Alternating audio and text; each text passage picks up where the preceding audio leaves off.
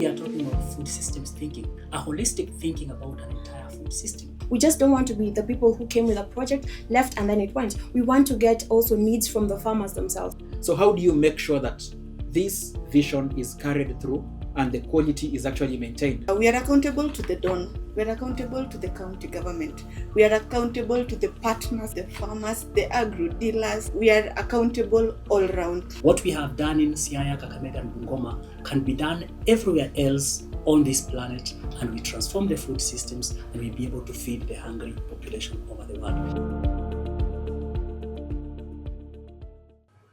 Thank you for joining us, viewers. Welcome to this conversation, and you are going to have a good conversation on sustainable food systems. We'll be narrowing down to implementation and management of a sustainable food systems with a case project in Western Kenya, which has been implemented in partnership with ADS Western, and we'll also be talking about the role of WHH. And we are joined by leaders from WHH who will be telling us what WHH is all about and who they are. So I'll be introducing my panelists for today's conversation.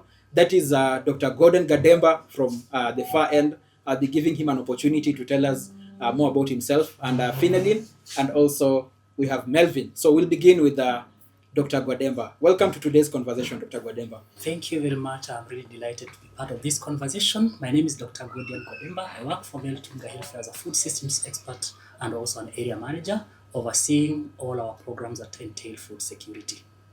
Very good. He's an area manager and also a food systems expert at Veltunga Hilfe, which is abbreviated as WHH, and we'll be talking more about this project with him. And we also joined with a beautiful lady here who is in charge of quite a few things at WHH. Tell us about yourself. Thank you very much. My name is Finalina Cheng. I work for Veltunga Hilfe as the partnerships coordinator. So basically what I do is manage our partner implemented projects. Thank you. And you're also joined by another lady here, Melvin, who is also all smiles. Maybe there are good things today. Yeah, thank you so much, Arik. My name is Melvin Achieng. I also work for Veltunga Hilfe as the monitoring and evaluation coordinator, and I support programs that are running in Western Kenya. I am very much delighted to be here today so that we can know how we can be able to transform data into actionable insights for decision making. Thank you. Transforming data into actionable insights for decision making. That is Melvin Achieng, who is helping us to monitor and evaluate the Sustainable Food Systems Project in Western Kenya, which has been implemented courtesy of WHH, among other partners. I'll go straight to Dr. Gordon Gademba. This is a project that requires a lot of planning, a lot of putting structures in place, and creating a good foundation so that it is built on structures. Just tell us about the ideation process for the Sustainable Food Systems Project. Yeah, thank you very much. Once again, the Sustainable Food Systems Program was coined under the fact that we realized that the former way of supporting agricultural program through value chain development wasn't yielding the right results. So we came up with this project so that we can holistically address the food system from production to consumption. And when we were deciding this project, we realized that most of the partners had got used to the way of implementing program through value chain development that wasn't yielding results. So it was very important that we ensure there is proper capacity building, not only for the civil society organization that are implementing the program, that is Anglican Development Services and Kenya National Federation of Farmers, but also to ensure that the government extension service officers and the government policymakers understand how do we think differently, how do we bring in the issue of systems thinking, a way of ensuring that when you look at production, you look at it holistically, from production to distribution, to value addition, to post-harvest handling, ensuring the environment is well managed, ensuring sustainable management of agricultural production systems, and ensuring that all this information goes to the stakeholders who are involved in the production and who can be able to support to ensure we improve our systems and we ensure we attain to the Sustainable Development Goals under the United Nations that help us to ensure that we live in a world that is fair and that can allow us to actually live comfortably. Wow, talking about building capacity, you sound like a big brother in a room full of implementers who need to be trained, who need to be equipped, who need to be held hands so that they can do the right thing. Just help us understand a little more what it takes to build capacity with the various partners that you have mentioned. First of all, you need to understand that building the capacity of stakeholders, especially in our food systems, requires them to change their thinking. Here we are talking about food systems thinking, a holistic thinking about an entire food system. So the first thing was for us to be able to make them understand that it will be take a different kind of design to this project. So we started by looking at how do we make people understand that there are gaps within the food system. So that was the scoping part of it, that we understand there is a problem that requires to be filled. Then secondly, we had to ensure that these communities and these stakeholders understand that they have to diagnose the problem. You cannot solve a problem that you don't know. So we had to make them understand that there is a problem within the food systems that is making us not to be able to produce enough food. Then we had now to take them through the entire design of the project that will be transformative, meaning that a project that will look at the context in which we live in. In this case, it was the context of Bungoma, Kakamega, and Siaya. What is the current situation now?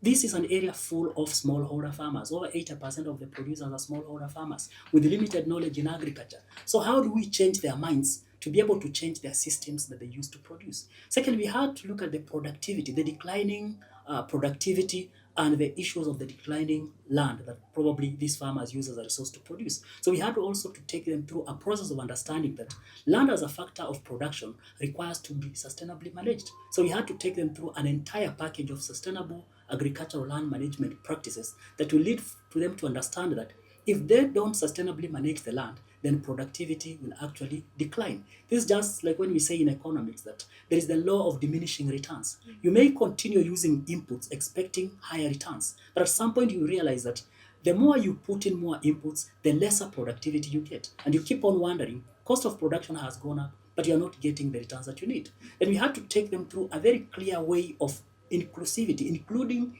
all genders into this to be able to address the issues of land tenure system. Because if you don't have the land or you don't own the land or you can't make decision on the land, then you can't use this land. And then we had to take them through a whole system of how do we monitor impact?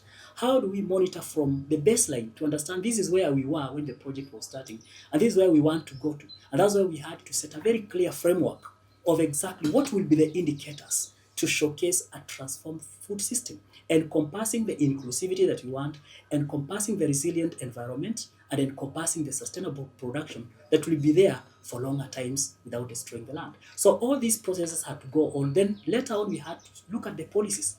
If the environment is not conducive for production, then obviously the producers will not produce. So we had to look at the existing environment, policy environment, and be able to look at the policy makers and ensure that they have an existing policy that will support productivity. And all these went in to ensure that everybody understands why are we doing this and why do we need a transformative food system. And then lastly, we had to look at the extension system that is existing and ask ourselves, is it having the right knowledge to be able to train farmers to produce more? So when we realized there were gaps within the knowledge that the extension system that existed, both public and private, we had to come in strongly and now retrain the extension service providers. And later on, we looked at the inputs, because if you don't get quality inputs, then it means you won't be able to produce sustainably. So that's why we brought on board 300 agro dealers to ensure that these are the people who will provide the inputs to the farmers. What are the prices like? What are the quality of these inputs? Is the fertilizer of the right quality? Is the seed of the right quality? Are the inputs that go into production of the right quality? So we had to look at all these. And then lastly, we had to look at the environmental conditions. Are the pests and diseases an issue?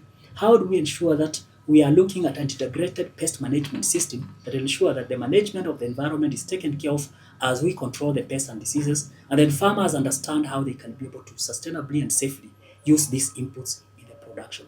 All this holistically brought us to understand one thing, that for us to be able to produce, we really need to look at the entire chain, from the producer, what the producer needs, the finances that go into this production, the aspect of quality that we produce, the marketing of this produce, and lastly, what the consumers require is what is supposed to be produced, so that we'll be able to attend to the nutritive value of the food that is produced. And then we look at producing subsistently to feed the families, and also producing commercially to ensure that farmers can be able to earn a living out of the activities. That's a very clear understanding of the case of this project, and you have clearly outlined what needs to be done, and you have actually narrowed down to Kakamega, Bungoma, and Siaya counties, which have been your counties of interest. Probably you'll tell us more about the other regions. So I just want to understand, probably from Finalin, who is in charge of partnerships, why was it important that you go out and look for partners? It is usually the younger brother who looks for partners,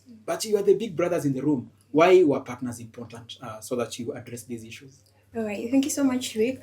First of all, there's the localization agenda. Ideally, we want to decentralize ownership of projects. You realize that many a times when we have project implementation donor funded, once the phase is over, the project tends to die off. So ideally, in this case, we wanted to bring the aspect of sustainability that beyond WHH being at the village level, who will be able to monitor, who will be able to ensure sustainability of the knowledge that we have now given to our farmers as the main stakeholders in this case, and how will we ensure sustainability and even ownership, because you realize that when we would have gone and looked for even the participants ourselves, then it would be a WHH initiative, but now bringing in the local partners, ADS, KENAF, they are recognized. The farmers know them, they're aware of them. So the localization of it all is the main reason why we now went in to work with these organizations, which is ADS and KENAF, because we want ownership at the grassroots level. Another thing is to also ensure community participation. We just don't want to be the people who came with a project, left, and then it went. We want to get also needs from the farmers themselves. In this case, we want to get what are some of these needs that you have as farmers, as agro dealers, what are the gaps that you yourselves have that this project that we have can be able to address. So ideally, we wanted to also bring the aspect of community participation so that there is ownership. We need capacities from different partners in this case. You as a partner might have capacity strength, we might have the funds. So we are able to collaborate and ensure that the bigger goal of eradicating hunger is dealt with, so that we are not working as ourselves, because we want to go far, and to go far we have to move with people. So ideally, that's why we are embracing partnerships and collaboration for all partners in the development sector. To go far, you must work with people. You have to embrace partnerships and collaborations. We cannot work in silos, and we want this thing to be owned by the communities, isn't it? Yes. And actually, 1 + 1 is equals to 3. That's the language of synergy. 1 + 1 is equals to 3. But Melvin, whenever you are bringing on board partnerships, the whole thing looks messy because interests are conflicting. People are structured in different ways. People have different worldviews. Others are at different levels of growth as an organization. Others have just begun. Some farmers are just like starting, and others are like miles ahead. So how do you end up making sure that you level up the space so that there can be effective monitoring and evaluation, and also there are right systems to make sure that there is a desired outcome out of the whole investment that you're putting in these partnerships? Thank you so much, Rick. We normally say that it is not a one-man show. Yeah. Considering we're working with partners, we're working with ADS and we're working with KENAF. These partners... So ADS, that is Anglican Development Services Western, yes. And KENAF is the Kenya National Federation of Farmers. Yes. Thank you so much. Thank you so much. So you will realize that these partners are attending to different outputs. ADS is attending to output 1, 2, and 3. And then KENAF is attending to output 4. You will realize that they need capacity strengthening. For us, we know what needs to be reported to the donor. But for us, we need to do all of this together. That calls for capacity strengthening of the farmers, of the partners. And we need to come together. It is not just a matter of us creating, let's say, for example, the reporting templates. We just create them and then we impose them on the partners. It will not work that way, because someone will just be struggling to input or to fill whatever you have imposed on them. But when we sit down together, we create the reporting templates, we create the data collection tools that we're supposed to use, you will realize that it is now a seamless process. There is no part that there is a disconnect between us and the partners. And then you will realize that for us, the data collection tools that we use are standardized, so that whenever ADS are going to meet the farmers, they are able to know what is required, what information is required to be collected from the farmers. Whenever KENAF are going out there to meet the duty bearers, they know the type of information that we require from them, that it is not just a matter of collecting information for the sake of it, but it is collecting information that can enable us to report to the donor. You will realize that even in regards to monitoring and evaluation, we have targets and we need to track the progress. So it is about result-based monitoring. We are checking where are we. Let's say, for example, we have tools that we normally use to track our activities. Yeah, the tracker tools that we say that we are supposed to complete this activity 1 during this period of time? Where are we? What is our progress? We're supposed to train 6,030 farmers. Where are we in Q1? Where are we in January, February, March? So that is also something that enables us as WHH to know that we are actually moving, that it is not just a matter of ticking boxes, but quality is there.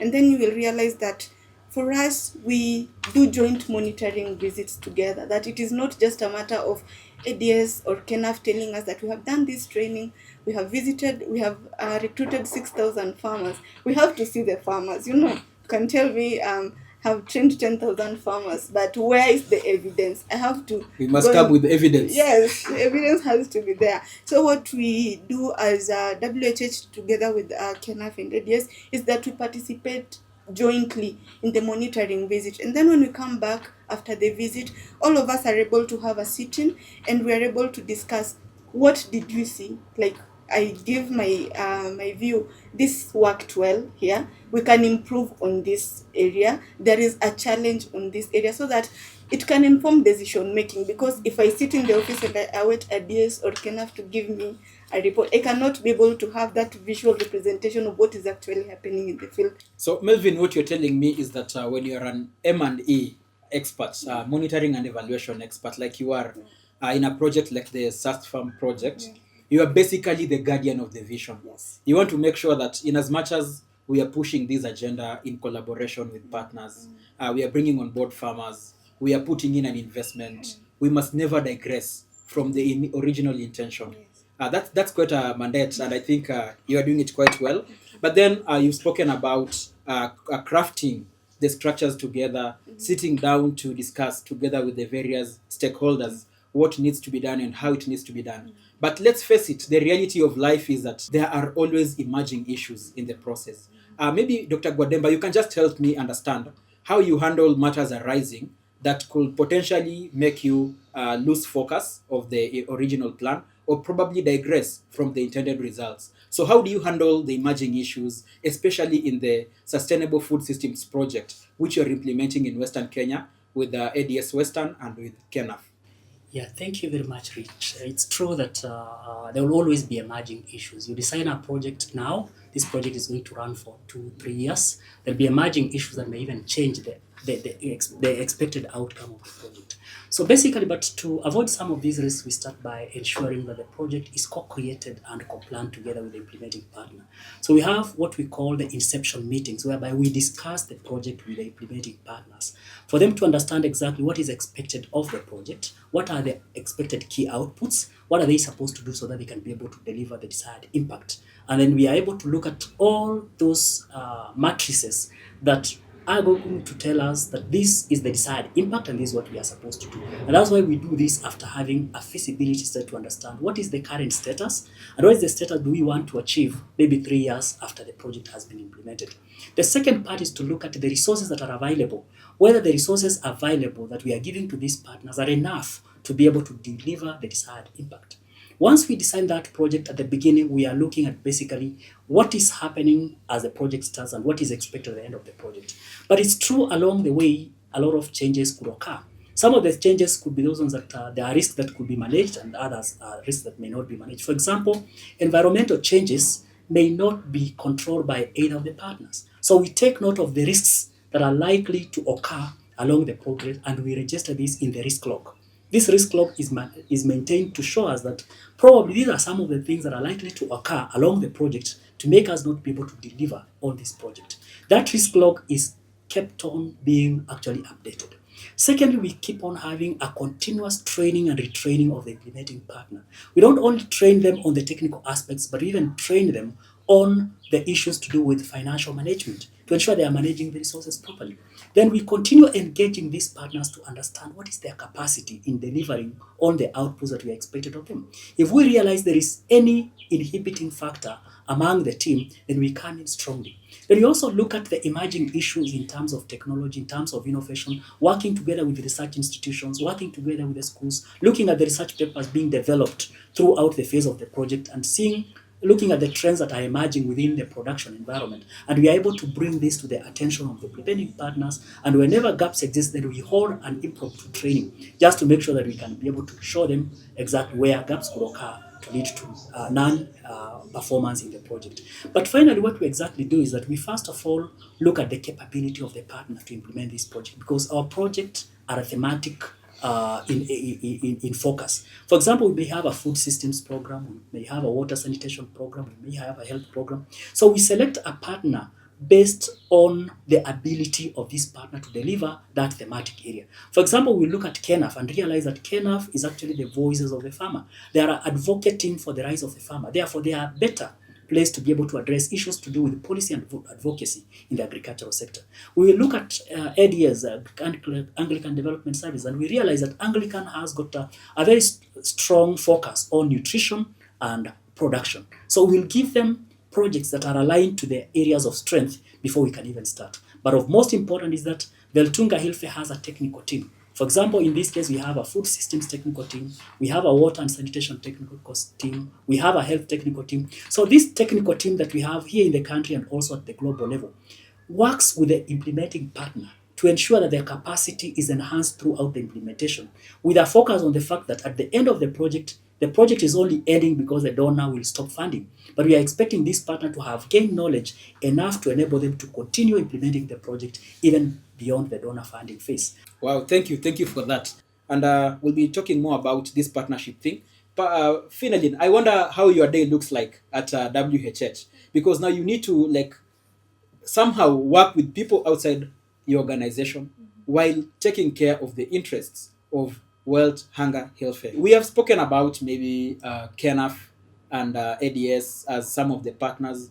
Are there any other partners? And probably you can also make us understand what is this process of building partnerships and making them work? We have a partnership strategy at Veltunga Hilfe. What begins is now our project. So ideally, we have a mapping system where we map out all the partners that are in the different areas that we're working in. You realize that we are working in different parts of Kenya. Example, we're working in Kitui, Makindu, Marsabit, Tana River, and other regions here. So we need to realize who are the partners working in the different areas where we are working in. So after identification, we need now to go back to now the projects that we have. We have water and sanitation and hygiene programs.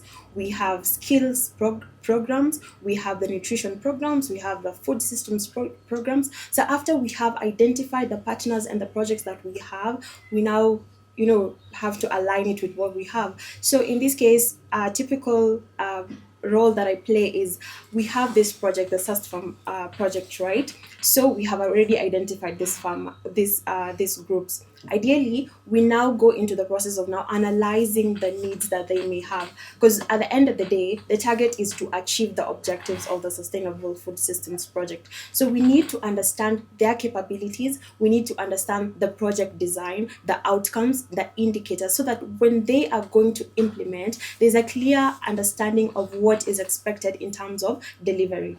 So this happens periodically, or rather methodologically, logically, in the sense that we don't just impose on you to now, because you are our partner, this is what you're expected to do. No, there is a process that goes in, and as Dr. Gordian has just put it, that we have to have the inception meetings where we are also meeting other indirect, or in this case, we have other partners who are involved, not necessarily directed, but they are in behind the scenes. In this case, we're talking about the county government, the national government. We're talking about research institutions. In this case, we have KALRO, who has been significantly working with us to develop. So KALRO, that is the Kenya Agricultural and Livestock Research Organization. Exactly. Thank you. So in this case, we want to ensure that we have a project that is very sustainable, right? So in this case, KALRO comes in. We have an output on ensuring dissemination of information to our farmers. So they helped us develop an application which is called Kilimo Pesa. Kilimo Pesa is actually yeah. I've seen it. Yeah. It's a good. It's a very good application, basically, that helps us to decentralize information, agricultural information to farmers. So you realize that different partners will come to play, not necessarily as maybe now, in this case, now that you're using the big brother term, but in this case, they are our anchors to ensure that when we are talking about advisory information to farmers, Not necessarily that an extension officer will always come to visit, but are they able to still access this information? So KALRO comes in, offers this service. We also have partners who offer services such as soil testings. So we have CropNuts, we have SGSS, all of them SGS, who are now offering other services. So it might not necessarily be big brothers in this case, but they are there as anchors just to ensure that we have a sustainable food systems project, right? We also have other partners, for instance, now the schools. Yeah, You know, you are a big brother when you actually deny it. yeah, we are the big brothers, no? But ideally, that is how it works. So you realize that partners are in play at different capacities. We have the service providers, we have the direct implementers, and farmers are also our partners, because in this case, we wouldn't have a sustainable food systems without our partners. Yeah, we are working with now the aggregation centers. We have supported aggregation in three aggregation centers. So ideally, for us to have the whole system at play, we have all these interconnected partners that come into play for the bigger picture, a world without hunger. Wow, that is so beautiful. You've spoken about a number of issues that go into place when you're making sure that partnerships are organized around a certain framework, a certain design, and the various implementation metrics are well outlined, that even the outcomes are well communicated, and the implementation strategy is discussed in an inception meeting, something you call an inception meeting. Probably you just want us to understand why that is important, because maybe without these inception meetings, without this design, you'd be seeing an orange and your partners are seeing a lemon, and another partner is seeing a tangerine. So maybe why is this important? Okay. Yes. At the very onset of any program, it's very important to make sure that the community understands what it is that we want to do. Our goal is production. Our goal is a money in the pocket of the farmer. So for us to understand this, all of them have to be brought into this forum, and then we're able to work to understand the nitty-gritties of the project. We're able to understand that when we are talking about policy, why should we have policy? Why should a farmer understand policy? So we are able to answer those questions to them, the ones that they'll ask. Gray areas like why should we have aggregation centers? Markets have continued to be a challenge. Why would we have now agro dealers being brought into at the face of a project that we want to also include these people in programming? So ideally, the inception meeting is to make all these key players understand the core design and the objectives of a project, in this case the sustainable food systems project. It's an interesting thing too. I think your job is quite an interesting one, because you've got to work with everybody. You have to open doors so that you can accommodate so many people and have the vision implemented. That is quite a good thing. So the bar is set. The design is already laid out, and everybody is on board. But now there's a monster in the room. How do you make sure that the quality is not compromised? So how do you make sure that this vision is carried through and the quality is actually maintained all the way to the end? Melvin, you are the M&E expert here. Yeah, thank you very much, Rick. You will realize that in monitoring and evaluation, actually, the name keeps changing time and again. We started with M&E, we went to MEAL, we went to MREL, we now have PMEARL, and then there is D. So you will notice. So right now we are at P. It starts with PMEARLD. Maybe you'll Google what that means. Yeah, sure. So you will notice that in M&D, there is this very critical aspect of accountability. Accountability is one thing that we need to keep check in, considering we are accountable both horizontally and vertically.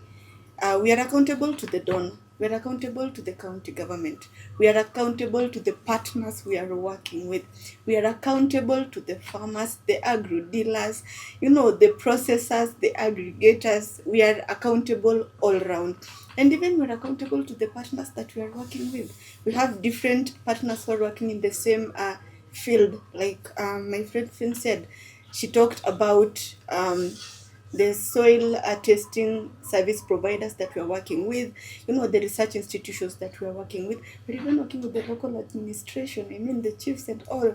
We are also working with various development partners. We have Practical Action, we have GIZ, we have a lot of development partners. Sorry. So you will realize that we have to get feedback from them, because we are working in the same region. All of us are either way involved in the food systems, right?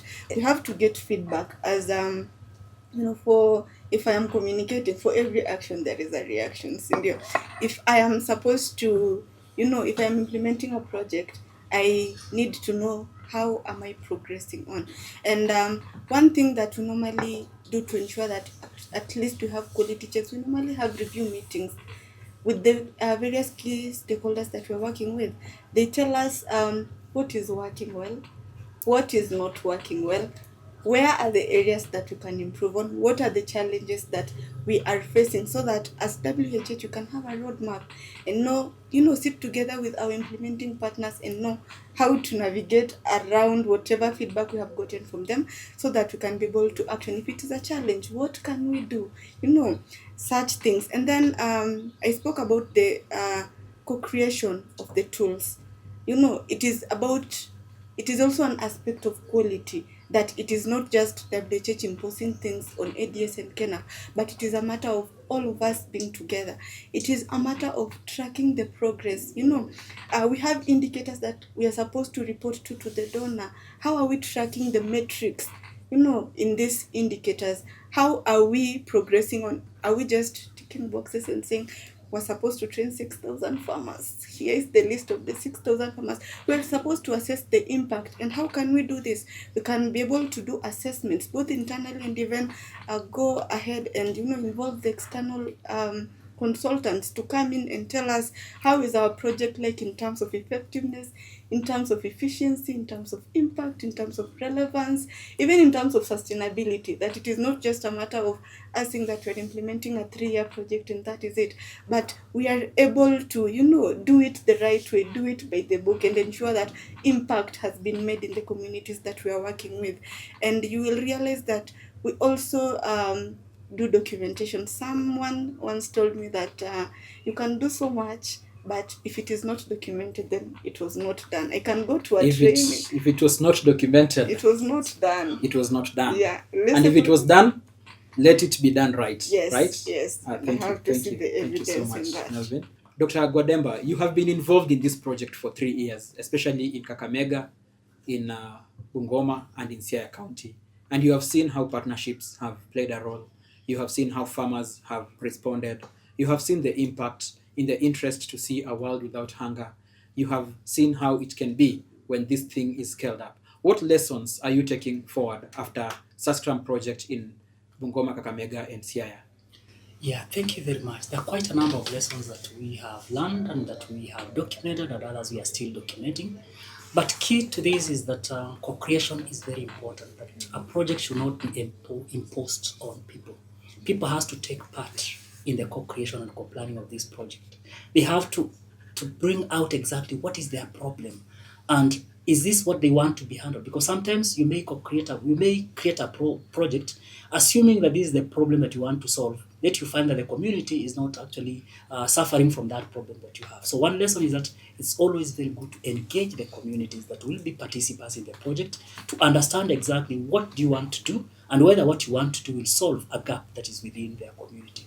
The second thing that we have learned, that continuous learning is very important. That a project may start, but you have not figured it out. When you start the project, you have not figured out how the end result will be. So there'll be changes along the way. And you need to stop and take stock of what you have achieved and be able to allow room for revision of that project if you believe that you are not on course to deliver what you expected to do.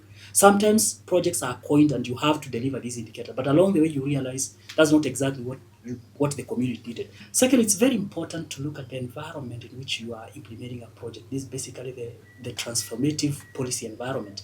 You may do everything right and you have all the resources that you want to use on that project, but if the goodwill of the political environment is not there, then delivering on such projects is not easy. Some projects fail just because probably the governments in which this project was implemented in their area didn't appreciate or were not aware of what you are doing. So involving all the stakeholders in the project from the start to the end is very important. Something else that we have said that we can say that this project has actually can document or have already documented is the issue of ensuring that there is continuous participation of all the partners. Be it the implementing partners, those are the civil society organization, the government is there, the private sector should be there, involving everybody in whatever you are doing. The financial institutions should come along. They may not be the key implementers, but involving everybody will actually enable you to deliver on the results that you need. Then it's always good when you are implementing a project to look at the context in which this project is supposed to be implemented. Start with a global context. For example, in the case of the Sustainable Food Systems Program, we are looking at the global context in which we want to transform the food system. What are the strategies and policies that are available at global level?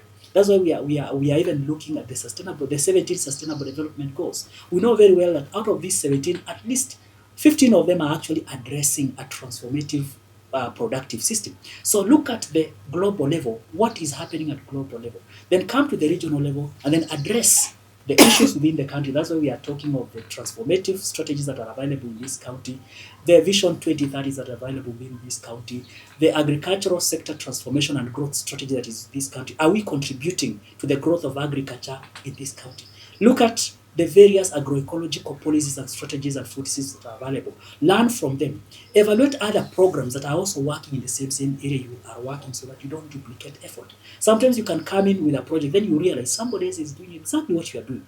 In the end, you are not creating change. You are only repeating what other people have done. So it's good to look at the environment and find out, is there anybody else whom I can work with to be able to deliver impact? Look at the institutions like what my colleagues have said, the research institutions are available, the emerging trends, the technologies that are there, the innovations that are available, so that as the project matures, you are able to incorporate any emerging information that's there. Then one of the things that I would like to say again, the lessons we have learned, that inclusivity is very important. If you come and start running a project, you need to consider all genders. Are you including men and women? Are you including the youth? Are you ensuring that they partake? Are you including people with disabilities? Because unless you attend to everybody and you include everybody in the program, then you may not achieve any form of success. Then you need to observe the environmental conditions in which this project will be implemented in. Climate is changing every time because of our practices. Be able to look at the land tender systems. Are you going to find farmers who will be able to tender their lands and be able to address the issues that you want them to address? So those are some of the issues that you need to look at. But basically the most important thing is to ensure that you have the capacity of the people who will be in charge of the project. What we have done in Siaya, Kakamega, and Bungoma can be done everywhere else on this planet, and we transform the food systems and we'll be able to feed the hungry population over the world. So we really need to look at the systems that we are putting in place to produce food. And what SustFarm project has done in Western Kenya, if replicated and scaled out all over the world, all over other counties, the 47 counties in Kenya, will be able to transform the food systems, make it more resilient, make it more inclusive, and make it more sustainable to ensure that more food is produced and everybody can be able to get food. Not just food, but food that is nutritious, food that is safe, and food that is available at any time, so that these people can live self-determined lives. Because when you don't have food, when you are hungry, then you are not human. And we can change this by just changing the way we produce food, by transforming our food systems that at the moment is actually defragmented. At the moment, our food systems are defragmented, but through initiatives like this one with the sustainable food systems in Western Kenya, you are able to fix the fragmentation and actually create a world without hunger. Thank you so much, Dr. Gordon Gademba, Finelin, and Melvin, all of you from Welthungerhilfe, that is WHH, an organization that is so keen at eradicating hunger, working in collaboration with other organizations, and we are very grateful that we are able to change our community by every action that we take towards sorting out our problems. Thank you for joining the program. My name is Rick Okinda once again. It's been a pleasure moderating this conversation, and we look forward to taking this impact into our various spaces, into our various spheres of influence as consumers of food, as people concerned with hunger and poverty, and as people who want to embrace the spirit of Ubuntu so that everybody can be on the ship sailing together towards a safer, food secure world for all of us. Thank you so much.